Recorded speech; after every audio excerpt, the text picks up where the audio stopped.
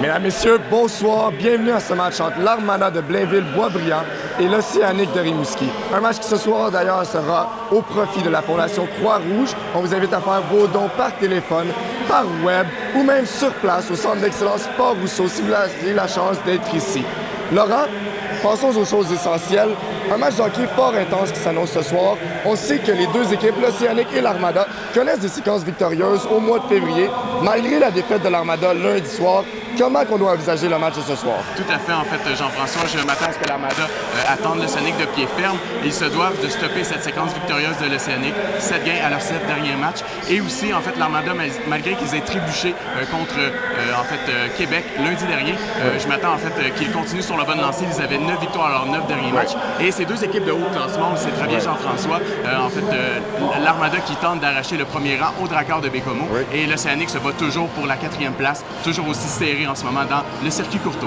Ce positionnement justement de l'Armada en haut de classement, de Rimouski en 5e place, peut être, on peut le dire, à cause des deux gardiens. On parle ici d'Étienne Marcoux qui connaît une saison extraordinaire et de Philippe Desrosiers qui vient tout juste de battre un record, je crois. Tout à fait. Philippe Desrosiers, nouveau recordman de la LHJMQ. Il a blanchi la semaine dernière, pendant 213 minutes, l'adversaire. Donc, je m'attends à tout un duel. Étienne Marcoux qui a tendance à se lever lors de ces matchs importants-là. Oui. Tout un duel qui nous attend devant les buts de chaque équipe. Oui. Et j'aimerais que tu nous parles rapidement des joueurs clés à arrêter pour l'Armada. Le plan de match de l'Armada pour gagner la victoire ce soir et arrêter la séquence victorieuse de Rimouski, c'est quoi? Tout à fait, c'est très simple. En fait, il se doit de couper les longs corridors à des Anthony Deluca de ce monde. Oui. Et bien sûr, les rebonds, s'il y en a devant Étienne Marcoux, doivent être dégagés. Peter Trimmer a toujours un aussi bon lancer. L'enclave doit être dégagée à tout prix. Merci, chers téléspectateurs. On se revoit après le match. Encore une fois, l'Armada qui affronte l'Océanique de Rimouski. Bon match.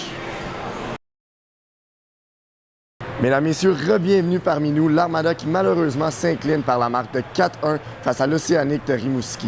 Laurent, tout de même, un match très robuste ce soir, un match très intense, un bon match d'hockey, une bonne pratique pour les séries de fin de saison qui s'amènent. Tout à fait, on s'y attendait. L'Océanique de Rimouski a toujours été en fait un bon adversaire pour l'Armada. On a vu peut-être une rivalité naître cette saison entre ces deux équipes, mais ce soir vraiment c'est Rimouski qui a nettement dominé l'Armada. On les a vus prendre en compte toutes les failles défensives de l'équipe de Blainville-Boisbriand et c'est ce qui a mené à cette une belle victoire de l'Océanique par la marque de 4-1. Ils ont su aussi dominer sur le plan physique. On sait souvent l'Armada sont un peu plus petits que la moyenne des équipes de la LHJMQ. Et généralement, ils se font à l'indiscipline lorsqu'arrivent des matchs beaucoup plus robustes. On l'a vu la semaine passée contre le Phoenix de Sherbrooke. J'aimerais justement que tu nous parles de cette question d'indiscipline. Tu l'as mentionné, l'Armada qui n'est pas une grosse équipe et la robustesse mal appliquée se transforme généralement en pénalité coûteuse et ça a été le cas ce soir. Oui, en fait, on a eu droit à du brasse camarade à presque chaque coup de sifflet en première période. Et il faut le dire, par exemple, l'Armada a su bénéficier de beaucoup plus d'avantages numériques que l'Océanique, mais elle n'a pas su en profiter. On peut prendre un exemple en troisième période, il y a eu 2-5 contre 3 et malheureusement l'Armada n'a pas su en profiter. Ça l'a mené en fait au troisième but de l'Océanique.